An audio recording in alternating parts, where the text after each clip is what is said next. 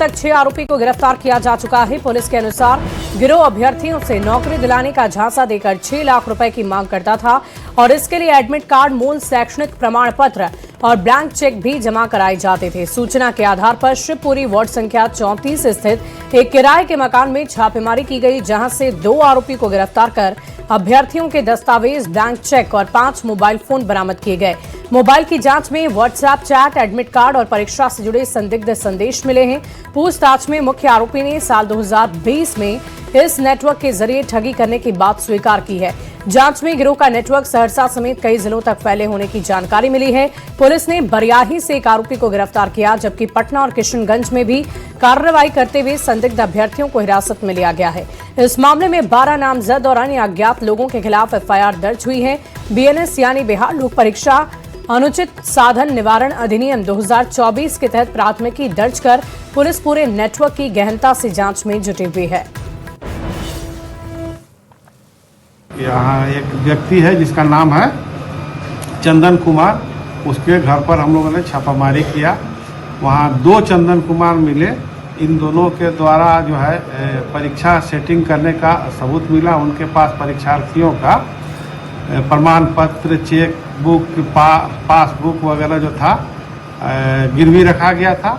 उनके मोबाइल में जो है परीक्षा के कुछ सेट का आंसर आया था, जो आंसर उन्होंने किसी दूसरे को भेजा था। इसके आधार पर जो है जो प्रदर्श को जब्त किया, मंगाया गया। अभी तक कुल 6 गिरफ्तारियां हुई है।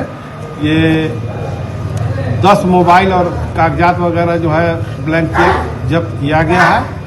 एक सफल उद्भेदन माना जा सकता है और इसमें अभी और लोगों की गिरफ्तारी की संभावना। और देखिए, इस खबर के अधिक जानकारी के साथ न्यूज 18 संवाददाता कुमार अभिनव हमारे साथ इस वक्त फोन लाइन पर जुड़ रहे हैं। अनुभव, क्या कुछ जानकारी है आपके पास? पुलिस भर्ती परीक्षा में सॉल्वर गैंग को लेकर क्या बड़े खुलासे हुए हैं? जी, बिहार पुलिस भर्ती परीक्षा के नाम पर जो है अभ्यर्थियों से पैसे लेने का मामला जो है सामने आया था। ये जो सदर थाना पुलिस को जो है सूचना मिली थी, उसके बाद जो है सदर थाना की पुलिस जो है छापामारी की। इस दौरान जो है लगभग 6 लोगों को जो है गिरफ्तार किया गया। उनके पास से मोबाइल, चेकबुक सहित तमाम चीजें बरामद की गई है, जिसके बाद तो ये सफल उद्भेदन माना जा रहा है।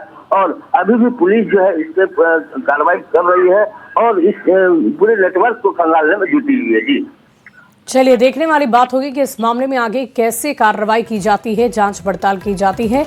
नौकरी दिलाने के नाम पर लाखों रुपए की ठगी से जुड़ा हुआ ये मामला सामने आया है।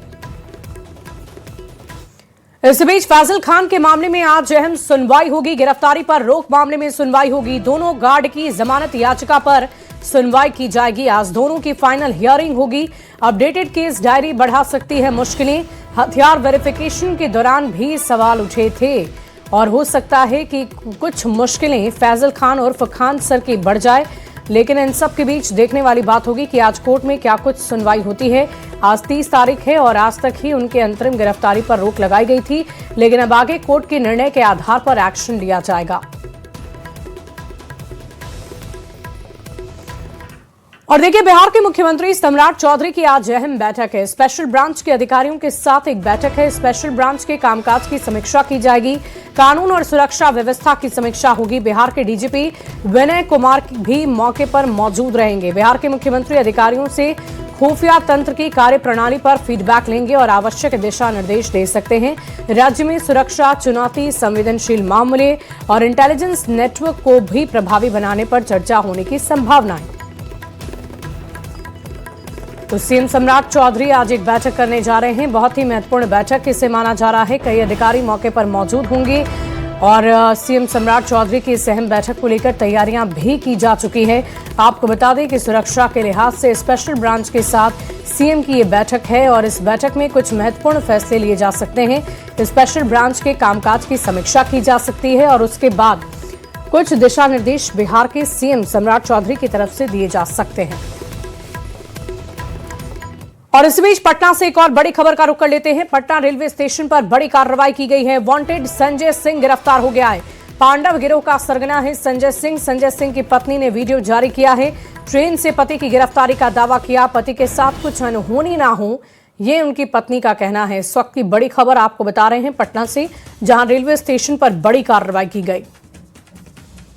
मेरा नाम पुष्पा कुमारी है, मेरा घर नीमा है। मैं दिल्ली से विक्रमशिला ट्रेन से जा रही थी, पटना जा रही थी। इसी बीच जीआरपी पुलिस ने मेरे पति संजय कुमार को ले गए। जब मैं जीआरपी पुलिस से पूछी तो उन्होंने कहा मेरे पति संजय कुमार को बीटा पुलिस पकड़ी है। मुझे शक है कि मेरे पति के साथ कुछ अनहोनी न हो जाए। मुजफ्फरपुर से इस वक्त की बड़ी खबर आ रही है। शादी समारोह में फायरिंग से हड़कंप मच गया है। फायरिंग में 3 लोगों को गोली लग गई है। साहिबगंज के परसौनी जहांगीर की घटना बताई जा रही है। बारात लगने के दौरान कई राउंड गोलियां चली है। टेंट संचालक सहित 3 लोगों को गोली लगी है। टेंट संचालक अनिल पासवान एसकेएमसीएच में भर्ती किए गए हैं। नशे में धुत युवक पर फायरिंग का आरोप लगा है। पुलिस को मौके से खोखा नहीं मिला। पुलिस फिलहाल इस मामले की तहकीकात में जुटी हुई है। बड़ी खबर मुजफ्फरपुर से आपको बता रहे हैं। शादी समारोह में फायरिंग से हड़कंप मच गया है। 3 लोगों को गोली लगी है। कटिहार से एक और बड़ी खबर आ रही है। जहानगर थाना क्षेत्र के नशा मुक्ति केंद्र में फायरिंग की गई। फायरिंग की घटना सीसीटीवी कैमरे में कैद हो गई है। बताया जा रहा है कि युवक ने मामूली विवाद के कारण गोली चलाई। केंद्र संचालक ने बताया कि हाल के ही दिनों में नया टोला के बॉबी यादव ने यहां इलाज करवाया था। 4 महीने तक इलाज करवा चुके बॉबी यादव की शादी लगभग 15 दिन पहले हुई थी और इसी वजह से वो नशा मुक्ति केंद्र से बाहर गया हुआ था। लेकिन शादी के दिन ही वो फिर से नशा करने लग गया। उसे फिर से वहां भर्ती किया गया, लेकिन किसी बात को लेकर वो एक युवक से भिड़ गया। फायरिंग और दहशत फैलाने की कोशिश की गई। फिलहाल पुलिस ने आरोपी को गिरफ्तार कर आगे की कार्रवाई शुरू कर दी है। खाना खा रहे थे तो खाना खा रहे थे, उसी समय में पहुंच गया तो डायरेक्ट उस लड़का पे जो है कि आके कॉलर तलर धर लिया। उसको बोलता है कि तुम मेरा पापा को क्या सिखाता है। बस हथियार निकाल लिया। तो हथियार निकाला तो हम उसको बचाने के चक्कर में जो एक बार हथियार उसका हाथ से गिर गया। अरे सर, हम लोग खाना खा ही रहे थे, 3 बज के कुछ मिनट का बात है, ठीक है। तो एक लड़का है, यही बॉबी यादव नाम है, वो आए हैं। सबसे पहले तो हम लोग का थाली में लात मारा, पूछे क्या हुआ, ऐसा हुआ। तो जिस लड़का पे उसका रिजर्वमेंट था सर, उसको उठाया, बहुत प्यार से उठाया। उसके बाद उस पर एक लपड़ चला दिया। उसके बाद अपना हथियार निकाल लिया। हथियार निकालने के बाद उस पर टान दिया। तो हम उसके आगे से हट नहीं रहे थे। हमको कहीं ना कहीं लग रहा था अगर हम लोग जो भी है अगर हटते हैं तो उनको सीधा चला देगा। तो हम उसके आगे से हट नहीं रहे थे। वो हमको डराने के कारण मेरे पैर के सामने गोली मारा था। इस सामने से गया, मेरा बगल से। बढ़ते आगे, अगली बड़ी खबर आपको आरा से बताएंगे, जहां जिले में तेज रफ्तार का कहर एक बार फिर देखने को मिला है। चरपोखरी थाना क्षेत्र के बाल बांध गांव के सूर्य मंदिर के पास एक बेकाबू ट्रेलर ने बाइक सवार को टक्कर मार दी है, जिससे दोनों की मौके पर दर्दनाक मौत हो गई।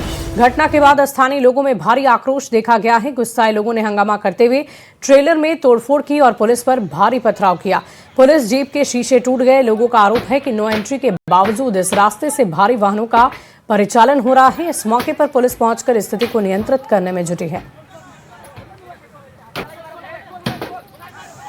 2 तस्वीरें आपको हादसे से जुड़ी हुई दिखा रहे हैं। देखिए कैसे आक्रोशित लोगों ने ट्रक को पूरी तरीके से चकनाचूर कर दिया है और ट्रेलर की टक्कर से 2 लोगों की मौत की खबर है। सड़क दुर्घटना में दोनों की जान गई है। चरपोखरी के बाल बांध गांव में यह हादसा हुआ है। 2 व्यक्ति बाइक से जा रहे थे और तभी ट्रेलर से टकराने के बाद यह हादसा हुआ। इस खबर की अधिक जानकारी देंगे न्यूज 18 संवाददाता आरा से चंदन कुमार हमारे साथ फोन लाइन पर जुड़ रहे हैं।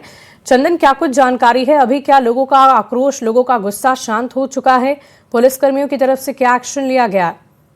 बिल्कुल, देखिए पूरा मामला भोजपुर जिले के पोखरी थाना क्षेत्र के बाल बांध सूर्य मंदिर के पास से जुड़ा हुआ है, जहां की जो पति पत्नी है मोटरसाइकिल पर सवार होकर के अपने घर से जा रहे थे। तभी विपरीत दिशा से जो ट्रेलर है वो उसने सीधे ठोकर मार दी और घटनास्थल पर ही दोनों लोगों की मौत हो गई। घटना के बाद जो स्थानीय लोग हैं वो लोग काफी आक्रोशित हो गए और उन लोगों ने पहले तो जमकर हंगामा मचाया। उसके बाद चालक और उस चालक की जमकर पिटाई कर दी, जो कि जिनको की इलाज के लिए पुलिस की अभिरक्षा में गंभीर हालत में आरा रेफर किया गया है। वही जो आक्रोशित लोग हैं उन लोगों ने जम करके वहां हंगामा करना शुरू कर दिया।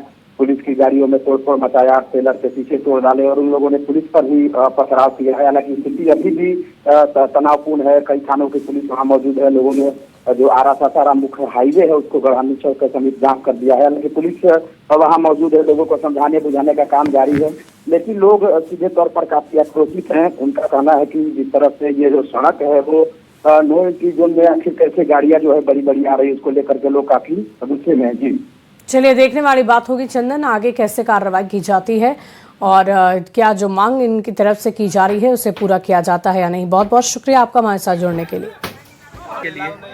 का फिर भी बड़े बड़े अधिकारी लोग इसमें संलिप्त है, उनको बर्खास्त किया जाए और जल्द से जल्द हम लोग का जितना भी मुआवजा है सरकार के द्वारा और गाड़ी मालिक के द्वारा और जितना भी सहायता राशि हम लोग को दिया जाए जल्दी से। हम लोग ऐसे रोड नहीं छोड़ेंगे।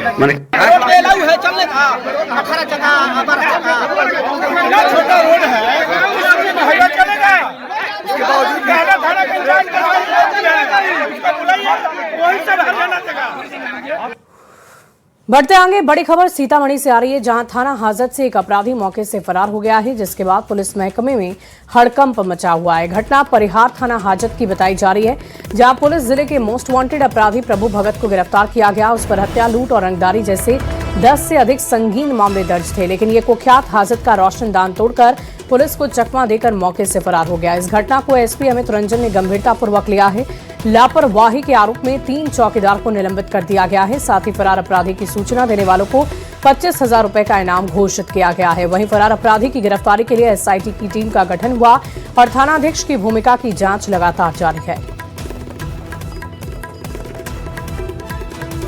बढ़ते आगे बड़ी खबर बांका से आ रही है, जहां एक स्कूल के हॉस्टल में एक हफ्ते पहले 7 साल के बच्चे पर हमला हुआ था। इलाज के दौरान सोमवार को ही उसकी जान चली गई, जिसके बाद परिजनों ने कल जमकर जबरदस्त बवाल किया है।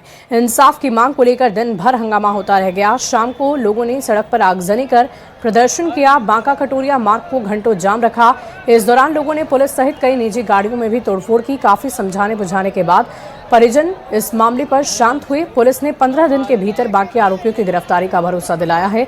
आपको बता दें कि 23 जून को कटोरिया में माउंट केरला स्कूल के हॉस्टल में एलकेजी के बच्चे आनंद कुमार पर चाकू से 10 से अधिक बार हमला किया गया था, जिसके बाद गंभीर हालत में बच्चे को बाथरूम में तड़पता देखा गया। बच्चे को इलाज के लिए भागलपुर के JLNM-CH में भर्ती किया गया, जहां कल मासूम ने दम तोड़ दिया। प्रशासन पर हम भरोसा करते हैं, न्याय हमको मिली। सर टाइम लिया 15 दिन के अंदर। जिस मासूम बच्चे को कत्ल किया है 15 दिन के अंदर सर बोले हैं कि हम कातिल को सामने करके खड़ा करेंगे। बाबू है इसके पिताजी से, बड़े पापा से एसपी सर को बात कराई है। एसपी सर ने उनको आश्वासन दिया है और इन्होंने जो एसपी सर से डिमांड रखा, इन्होंने कहा कि हमको अभी तक क्या हुआ बताइए, लिखित में बताइए। तो मैंने इनको कहा है कि मैं हर कुछ आपको लिखित में देंगे और जो भी काम हम कर रहे हैं उस सब का चीज़ आपको लिखित रूप से देंगे। जी। और बोले कि कब तक कर लेंगे, हमने ये बोला है कि हम प्रयास करेंगे, हम अपने तरफ से 100% देंगे। 15 दिन के अंदर हम जो भी और भी बचा कुचा इसमें है, एक को तो हम लोग जेल भेज देंगे कल। और देखिए, मुजफ्फरपुर में पुलिस ने शराब तस्करी का खुलासा किया है। निजी स्कूल के पास शराब तस्करी की जा रही थी। पुलिस ने छापेमारी के दौरान झाड़ियों के अंदर से 2,991 लीटर शराब बरामद की है। फिलहाल तस्करों की गिरफ्तारी नहीं हो सकी है। पुलिस पूरे मामले की तफ्तीश में जुटी हुई है। इस वक्त की बड़ी खबर आपको मुजफ्फरपुर से बता रहे हैं, निजी स्कूल में ये कार्रवाई की गई है, शराब तस्करी का खुलासा किया गया। वरीय पुलिस अधीक्षक महोदय मुजफ्फरपुर के निर्देशानुसार सभी थानों में निरंतर अवैध शराब के विरुद्ध अभियान चलाया जा रहा है और इसी क्रम में कल 28/6/2026 को सरैया थाना को एक गुप्त सूचना प्राप्त हुई थी। इस सूचना के अनुसार शमा इंटरनेशनल स्कूल के पास शराब का छुपाना बताया गया था। इसका सत्यापन कराया गया और सत्यापन के दौरान छापामारी की गई। उसमें 2,991 लीटर लगभग विदेशी शराब जब्त की गई है। इस बीच दिल्ली से बड़ी खबर आ रही है। भरत तिवारी एनकाउंटर केस में आज सुप्रीम कोर्ट में सुनवाई होगी। सीबीआई जांच की मांग वाली याचिका पर सुनवाई होनी है। वकील विशाल तिवारी ने यह याचिका दायर की है। इस याचिका में एनकाउंटर को फर्जी बताया गया। पुलिस अधिकारियों पर एफआईआर दर्ज करने की मांग की गई है। पुलिसकर्मियों पर एफआईआर दर्ज करने की मांग की गई है। इस मामले की जांच सीबीआई को सौंपने की मांग की गई है। स्वतंत्र और निष्पक्ष जांच की मांग भी की गई है। तो देखने वाली बात होगी आज जब कोर्ट में सुनवाई होगी तो कोर्ट की तरफ से क्या निर्णय लिया जाता है। लेकिन फिलहाल ये बड़ी खबर आपको बता रहे हैं, भरत तिवारी केस का मामला अब सुप्रीम कोर्ट पहुंच चुका है और आज ही सुप्रीम कोर्ट में इस मामले को लेकर सुनवाई होनी है।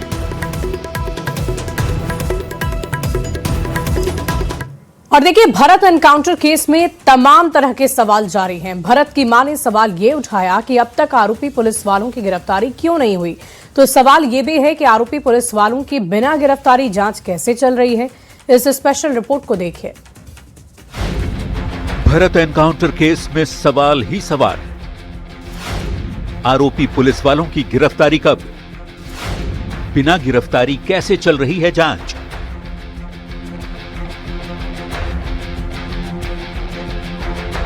भरत एनकाउंटर केस में न्यायिक जांच आयोग जांच की जिम्मेदारी संभाल रही है। आरा पुलिस ने भी इस मामले में आरोपी पुलिस वालों पर हत्या का एफआईआर दर्ज किया है, जिसकी पुलिसिया जांच भी चल रही है। लेकिन भरत तिवारी के परिजनों को पुलिस पर भरोसा नहीं। परिजन लगातार पुलिस की कार्यशैली पर सवाल उठा रहे हैं। कभी एनकाउंटर को लेकर, कभी एफआईआर दर्ज करने की प्रक्रिया को लेकर परिवार नाराजगी जता रहा है। भरत की मां का आरोप है कि संबंधित पुलिस पदाधिकारी के खिलाफ एफआईआर दर्ज करने में देरी की गई और अब तक आरोपी की गिरफ्तारी भी नहीं हुई है। परिजन मामले में निष्पक्ष जांच और जल्द कार्रवाई की मांग कर रहे हैं। जो भरत तिवारी की जो मां है, घटना के बाद ही शाहपुर के जो थानेदार थे, उसके अलावा जगदीशपुर के जो एसडीपीओ थे, उनके साथ साथ अन्य पुलिसकर्मियों के विरुद्ध जो है वो शिकायत दर्ज की थी। एफआईआर लॉन्च करने के लिए आवेदन दिया था थाने में, लेकिन यह आवेदन जो है 4 दिनों तक थाने में धूल फाकता रहा। 22 तारीख को जो है इस पर एफआईआर लॉन्च किया गया। जो आरोपी पुलिसकर्मी हैं उनको निलंबित किया गया, लेकिन उनकी गिरफ्तारी अब तक सुनिश्चित नहीं की गई है। हत्या का मुकदमा दर्ज हुआ है, उनकी गिरफ्तारी क्यों नहीं किया जा रहा है, ये सबसे बड़ा सवाल है।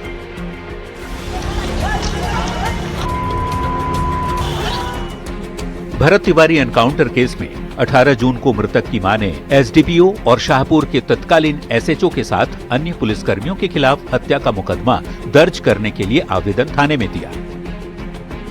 4 दिन के बाद 22 जून को एफआईआर दर्ज किया गया। अब इस पूरे मामले की जांच शाहाबाद रेंज के डीआईजी सत्यप्रकाश कर रहे हैं, लेकिन अब तक एफएसएल जांच टीम की रिपोर्ट सामने नहीं आई है। आरोपी एसडीपीओ और तत्कालीन एसएचओ की अब तक गिरफ्तारी भी नहीं हुई है। परिजन आरोपी पुलिस वालों की गिरफ्तारी की मांग पर अड़े हैं। अब सबको पुलिस की जांच रिपोर्ट का इंतजार है। न्यूज 18 के लिए पटना से अमित कुमार के साथ आरा से चंदन कुमार की रिपोर्ट। एनकाउंटर केस से जुड़ी एक और बड़ी खबर आ रही है। पुलिस ने एक और एफआईआर दर्ज कर ली है। पुलिस अधिकारियों को धमकाने पर एफआईआर, धमकी देने वाले के खिलाफ एफआईआर दर्ज हुई है। यूपी के दीपक दीक्षित उर्फ पंडित पर एफआईआर। साइबर थाने की पुलिस इस मामले की जांच पड़ताल में जुटी हुई है। इस वक्त की बड़ी खबर आपको बता रहे हैं। भरत एनकाउंटर केस से जुड़ी ये बड़ी जानकारी सामने आ रही है।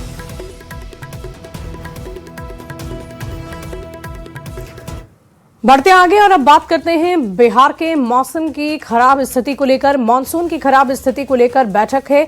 सीएम ने लघु जल संसाधन विभाग की बैठक बुलाई है। लघु जल संसाधन विभाग की समीक्षा करेंगे सीएम। बैठक सुबह 11:30 बजे बुलाई गई है। विभागीय मंत्री अधिकारी मौके पर मौजूद रहेंगे। सिंचाई योजना, चेक डैम, नलकूप और जल संरक्षण परियोजनाओं की समीक्षा की जाएगी। इस वक्त की बड़ी खबर आपको बता रहे हैं।